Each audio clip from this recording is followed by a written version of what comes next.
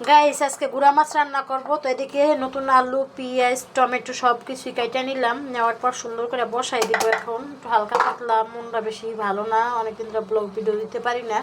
তো এদিকে একটু চালাই যাইতেছি। তো গুঁড়া মাছ কি দিয়ে রান্না করবো বলেন তো? দেখেন তো, কাঁচামরিচ পেঁয়াজ সব কিছু দিয়ে দিছি। তো আদা বাটা লবণ সব দিয়ে দিলাম। আর হাতে মাখে এখন গুঁড়া মাছটা সেই মজা লাগে আমার কাছে। কার কাছে কেমন লাগে জানি না, বাট আমার কাছে অনেক ভালো লাগে। তো যাই হোক, এদিকে সব কিছু একসাথে দিয়ে দিলাম। দিয়ে দেওয়ার পর হলো দেখেন তেল দিয়ে দিব। তেলটা কালকে করছিলাম, মুরগি ভাজছিলাম, তো এর ভিতরে আছে। এখন দিয়ে দেবো গুঁড়া মাছ। গুঁড়া মাছ চচ্চড়িটা এইভাবে নতুন আলু দিয়ে যদি রান্না করতে পারেন, আমার মনে হয় না আর কিছু লাগে ভাতের সাথে। তো যাই হোক, দেখেন আমি হাতে ভালো করে মাখাই নিতেছি।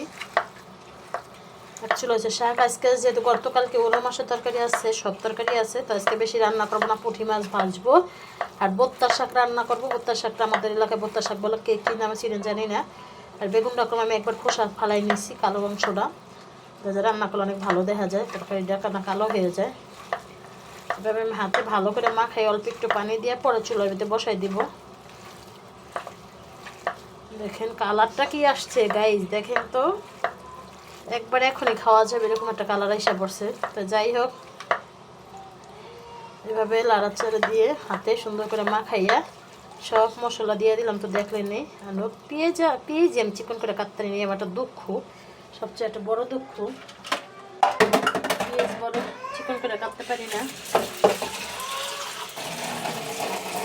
একটু পানি দিয়ে দিলাম, দেওয়ার পরে এখানে হাতে সুন্দর করে মাখাইয়া বসাই দিব। কারণ গুঁড়া মাছটা যদি হাতে মাখাই